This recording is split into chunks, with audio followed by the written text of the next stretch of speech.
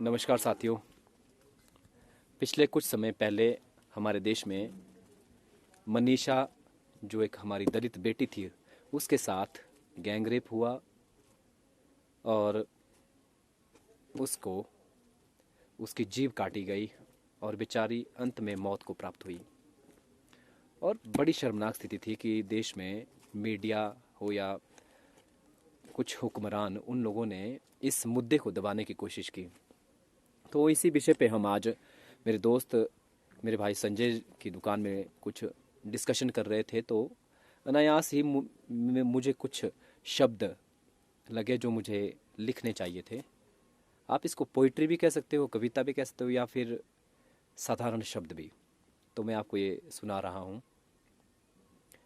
उसे क्या पता था उसकी किस्मत में क्या है, वह तो बस खेत गई थी, अपनी माँ और भाई के साथ गई थी। उन जानवरों ने क्या खेल खेला, पहले गैंग रेप कर दिया, फिर जीभ काट के कुछ बोलने के काबिल कहाँ रख दिया।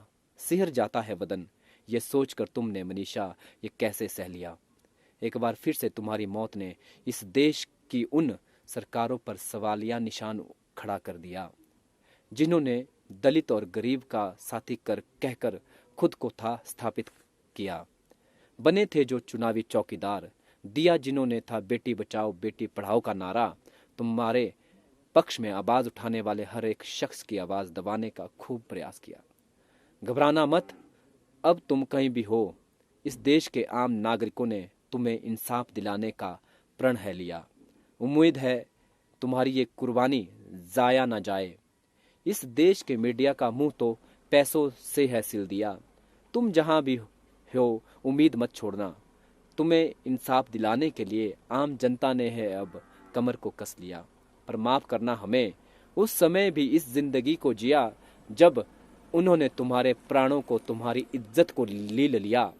चलो इस देश के हुक्मरानों से अब किसी को उम्मीद कहाँ। अब जो होगा न्यायपालिका में, जिसने है कईयों को इंसाफ दिया, याद रहोगी तुम कि तुम्हें किसी ने था राख किया। धन्यवाद साथियों।